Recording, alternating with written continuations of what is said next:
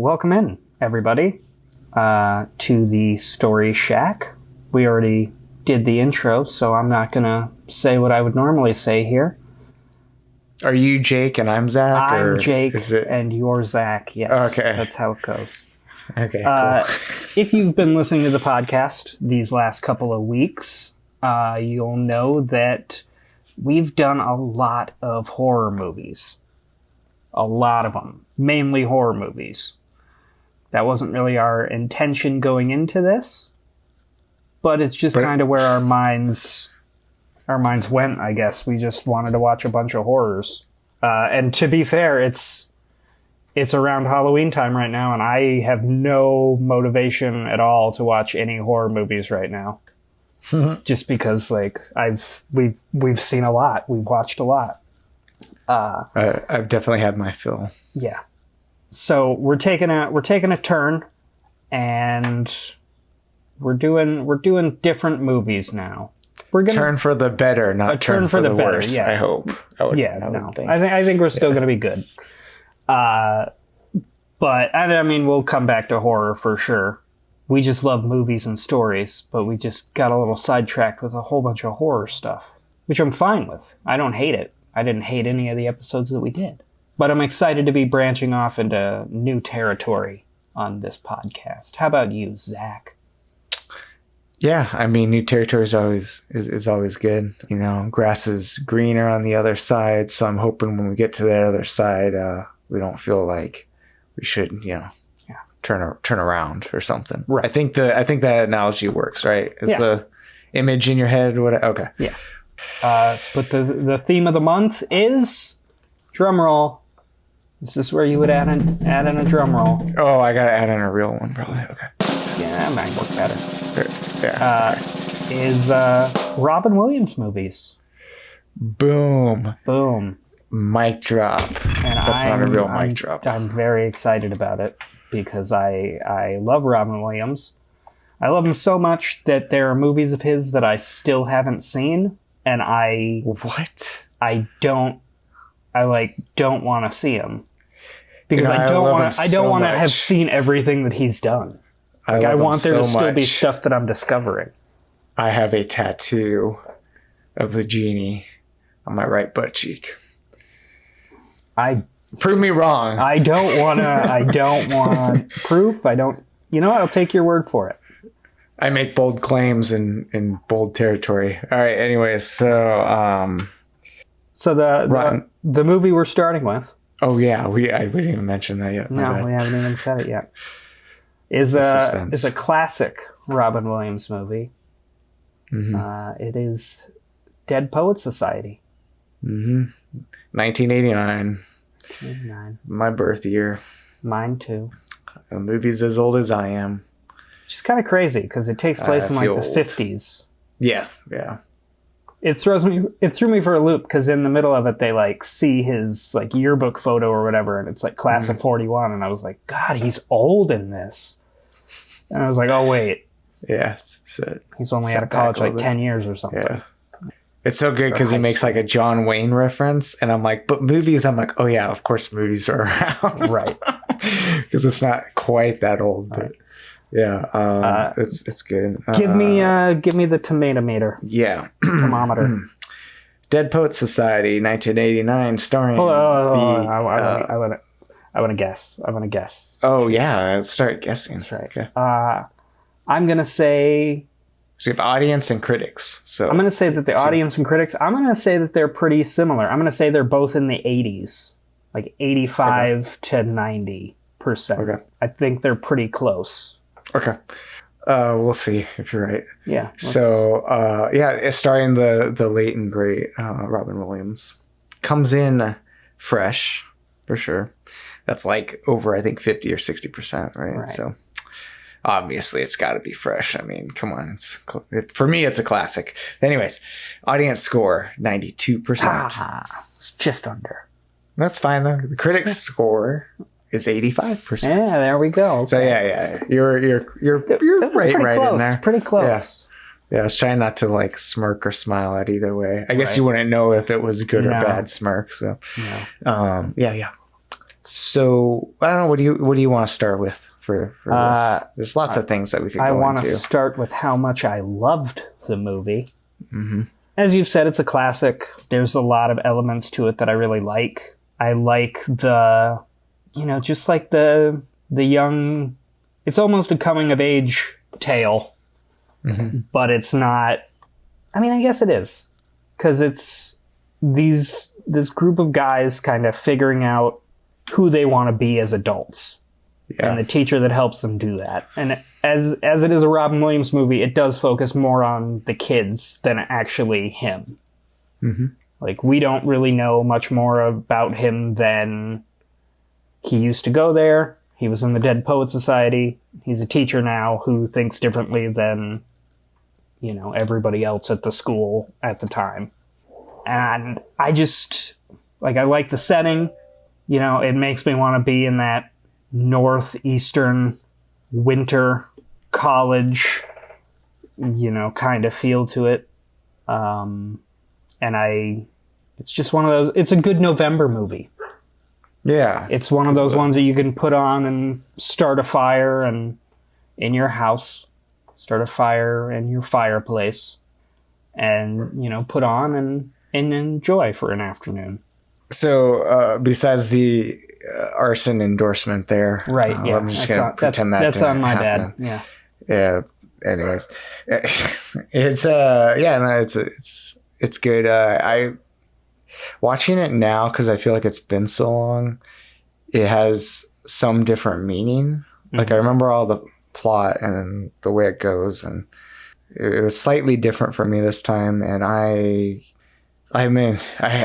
got my degree in English literature, bachelor's and master's. And so I remember feeling kind of inspired, not the same way, it's a movie too, so it's kind of dramatic, but it kind of touches on the spirit that's kind of there. I feel like that you want to get out of a classroom. Not every class is going to be like that, obviously. But for me, reading Shakespeare at the young age of 14 was very interesting, and it obviously changed the way I wanted to go, because I was more of a math and numbers guy up until high school. And then when we did Romeo and Juliet and some other Shakespeare poems, I was like, oh, this is cool. And then I ended up taking, Shakespeare class in college too, because I had to for my degree. And so I've read a lot of Shakespeare. So touching on that, Byron, I read a lot of Byron. So the whole poetry aspect, very, I don't know, it's just intriguing for me. It's different for me, I feel like, because of that. Doesn't mean I'm better than anyone or nothing like that. It's just, I like the approach, and it makes me go, if I was a teacher, that's what I would want to be like. Same. I don't really have that personality, so I don't know if I could. Maybe if I got a weird or knock on the head to, so maybe I would be kind of like that. Yeah. But yeah, I feel like I'm tangenting now. But I had a point with at the age of 14, Shakespeare, he goes over Robert Frost a little bit. It's Walt Whitman too is great. It's just, I don't know, to wrap it all into one 2-hour movie. It's 2 hours long too. I didn't realize it was such a long movie. Right. But I don't feel like it dragged at all. Did you? No, not at all. Okay. It actually, I wasn't looking forward to watching it because I remember it being like a super long movie. But then I watched it, and it's paced really nice. Yeah. Like, there's just enough in every scene to get you the information you need, move on to the next one. And yeah, I like, it's one of those movies where it's kind of playing toward the time period, because it takes place in the 50s, where, you're either going to be a doctor, a lawyer, a teacher, there's not a lot of, options out there. And it's one of those inspiring movies that shows you that no, these other arts, the arts are essential, and they're valiant pursuits, or whatever his quote was about it. Noble pursuits. It's about love, it's about romance, it's about the stuff that is in between the cracks of life, is my way of putting it.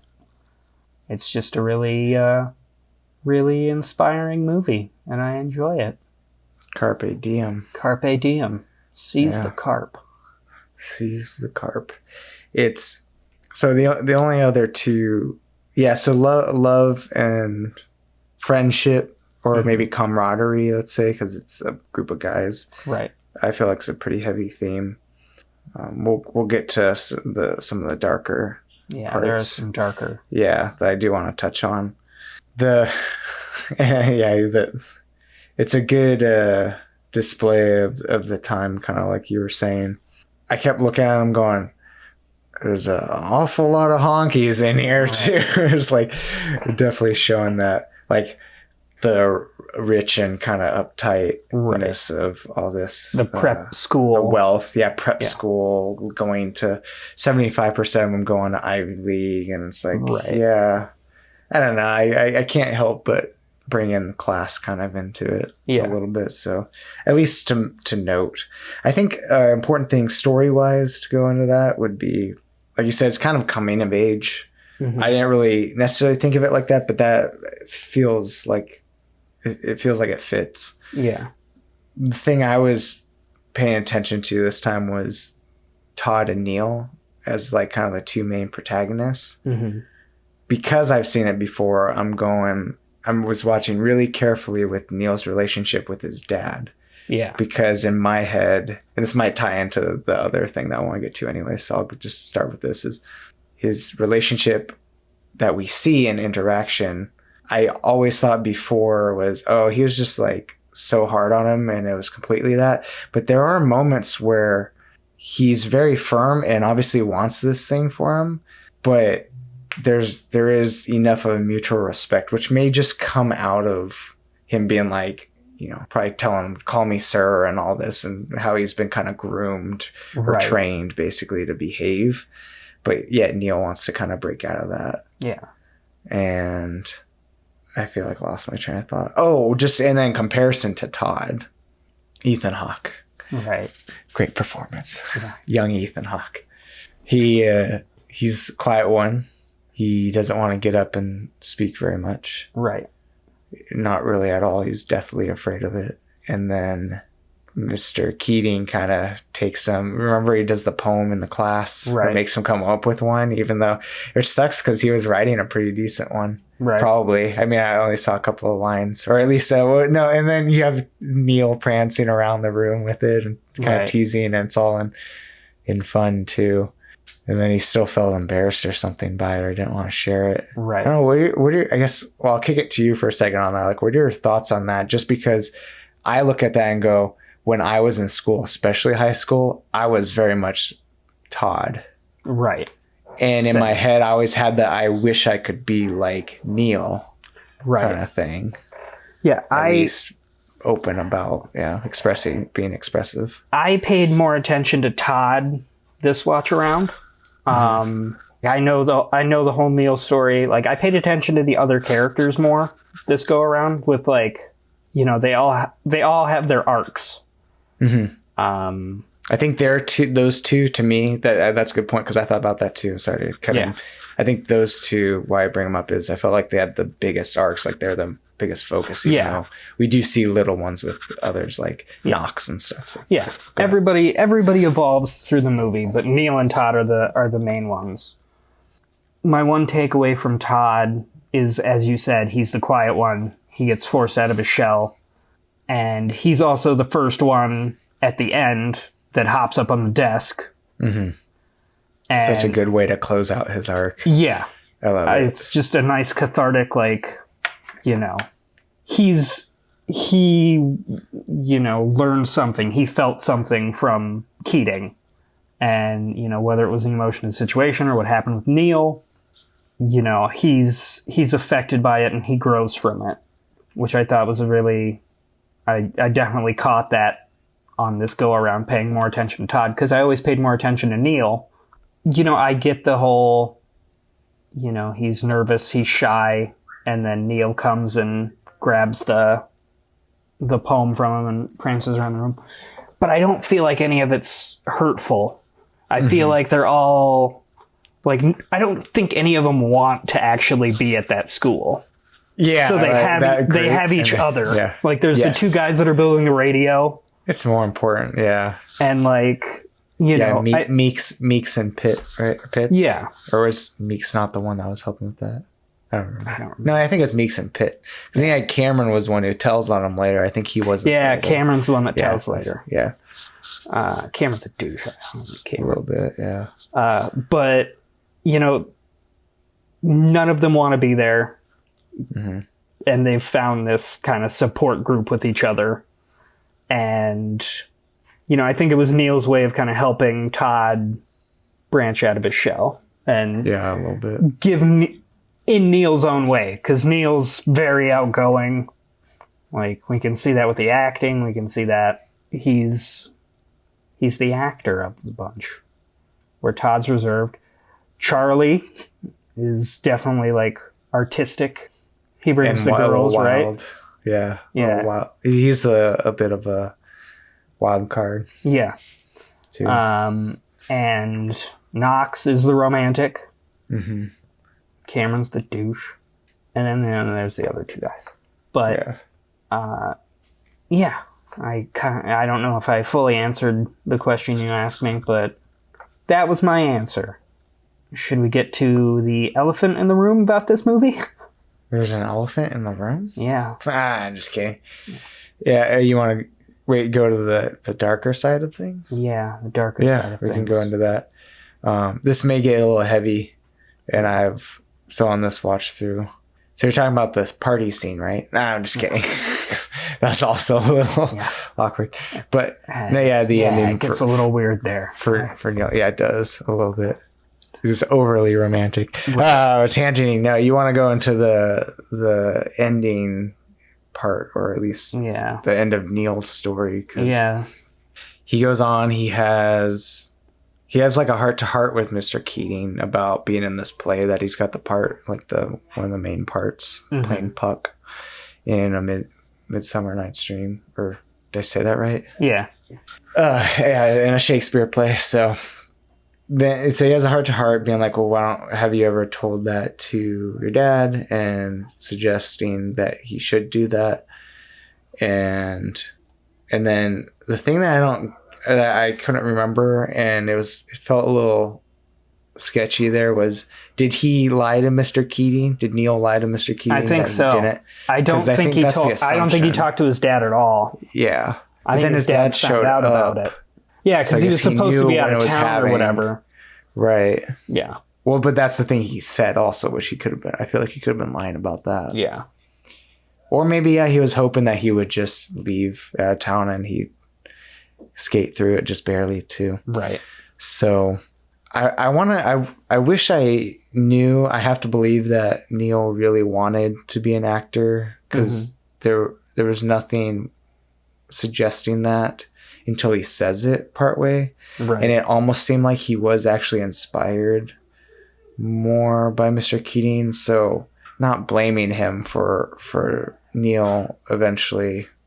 I feel like I skipped a couple steps here, but Neil, I don't want to blame Mr. Keating for Neil's death. Neil dies. He commits suicide after trying to get through doing the play, and then his dad basically confronts him by showing up at the end, or towards the end of the play, and drags him home and scolds him or whatever about it. And there's that moment where, this is why I feel more mixed about Neil's dad, because they ask, why is it important, right? Or something to him, like to tell him, and he just says nothing. And I feel like that would have been the moment to actually say something, and now he holds back. Because I think he feels like it'd fall on deaf ears, is my guess. But that also could have been the moment that maybe they actually hear him out. Because all the other times he would just pretty much shut him down. Right. And this was the one time he actually left it open. That his dad, left it open for him to explain. And he didn't say anything. And then he goes and kills himself that night.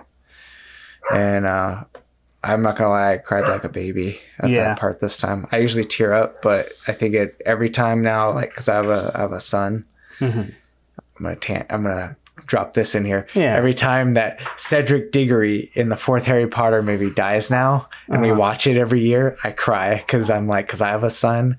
He's only 6 right now, but his name is Cedric I'm that Diggory. Dad. Yeah, he is. And then here I'll go, and this is a little more personal stuff. So I went through a couple of bouts of depression, and I know probably better than some, but not better than others who have probably been a worse place. Just what that thought pattern can be like, leading to, contemplating taking your own life. And this is where I'm like, it gets heavy. So another reason why I cried wasn't just because picturing like, oh, what if I ever push my son too hard and then something like that happens, but having also been that kid, I feel like that I felt sad for my parents had I ever gone past just thinking about it. Right. And I thought about it like a lot. Yeah. When I was younger. And that's okay. So that's the other thing. This is why I wanted to bring it up, and I want to share it because I know we're a small little podcast here and whatnot, but I take suicide very seriously. Yeah. And now being on the other side of it, I know how to deal with it a bit better. And so I encourage anyone else who's ever in that place to call someone, to talk to someone, because it always gets better. It seems like it will not ever, but it does. It can. You just got to figure out who to talk to. Keep trying to talk to someone. I feel like that's one step. Yeah. Sorry, I'm getting a little teary here. I'm gonna let you talk a little bit here. Okay, I'll talk you through it. Yeah, suicide is never the answer. That was one thing that I kept thinking during that whole scene of like run away from home, or like you don't have to listen to your parents, like, or talk to your dad, or talk to your mom, or communicate, like. But he goes to like the darkest side of it. Because he doesn't see that there's a way out. And I think it's very showing of when, his dad finds him that, his dad loved him. Oh, yeah. And like, if, in that moment, no, but wait it out a little bit, talk to him when you're both, not emotional about it and not, riled up at the situation. And I think that he probably could have worked something out, and they could have, it would have been a rough relationship for a little while, but I think that they could have, had that father-son relationship. And it's just a bummer that Neil kind of goes out that way, because he was finding himself. He was finding his passion. He was finding his calling.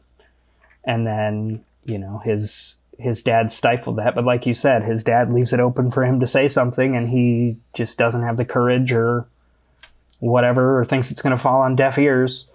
And that's, I think that's kind of both of their faults, and that's something that the dad's going to have to live with, and the mom for that, respect. But, it was just a lack of communication.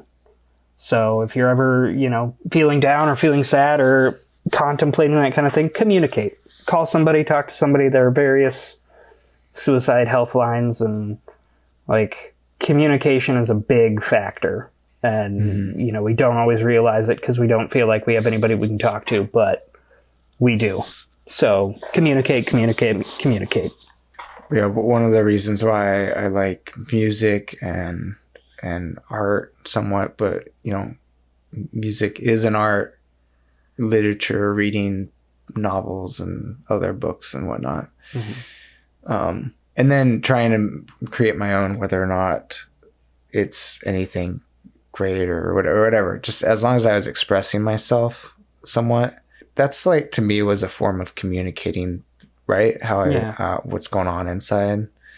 And so sometimes talking out that, and that's the thing, is I had to learn, for me to know when I need to communicate things, because it just helps me feel better. Even I try not to unload a whole bunch on someone, but right, that's why my wife's a saint, because I'll tell her the stupid stuff that's going through my head, and just having said it, I feel better.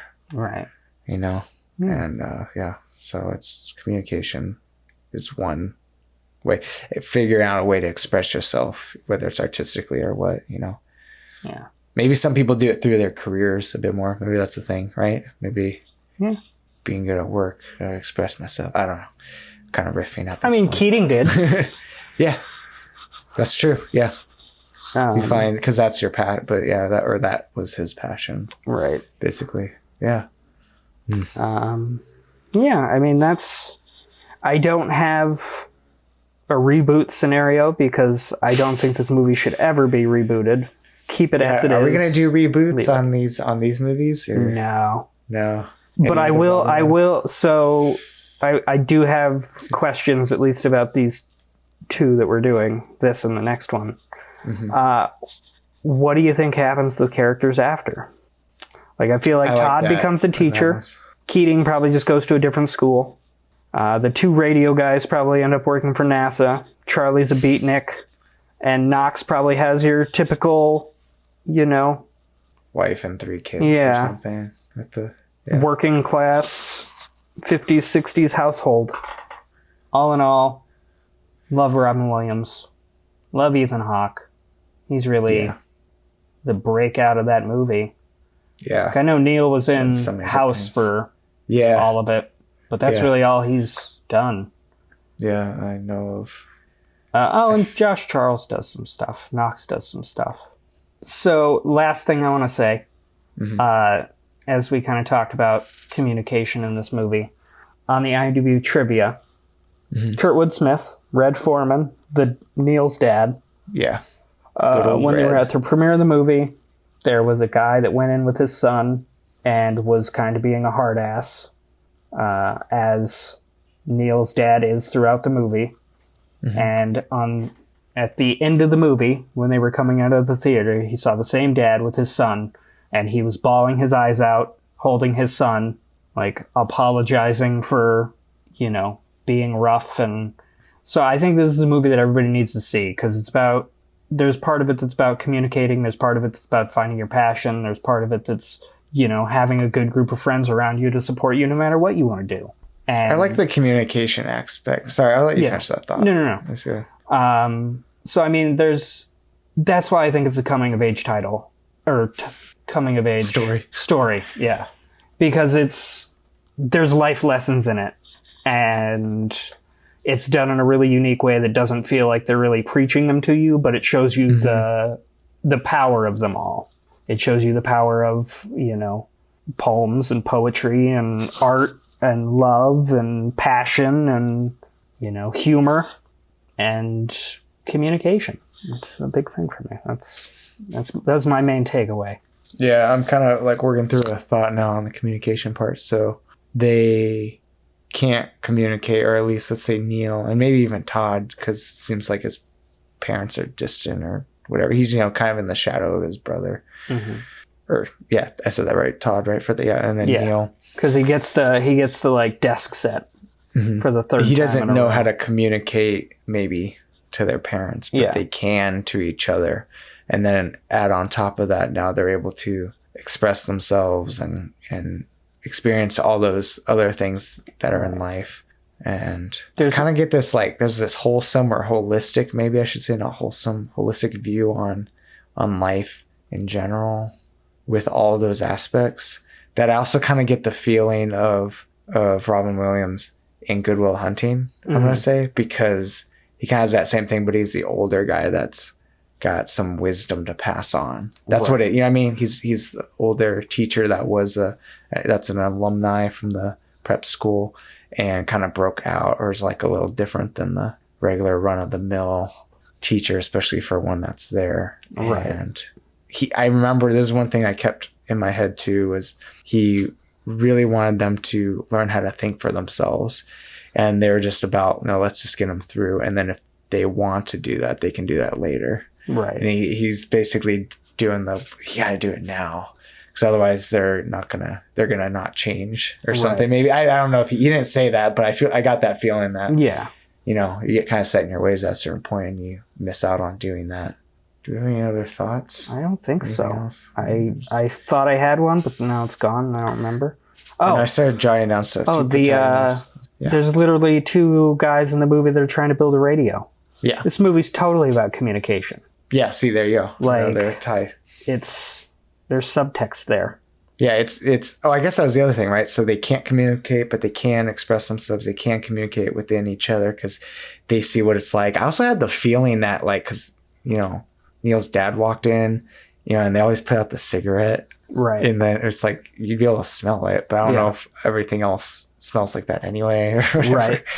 That I almost got the feeling that his dad knew what it must be like with the guys kind of thing, that he kind of let it slide. But then the second you step out of line and say anything back to me, even if you're not like talking back like how I think, just the fact that he says something that either goes against what his dad's trying to do or feels like just, I don't want you talking to me at all. That's what it seemed like a couple times. So there's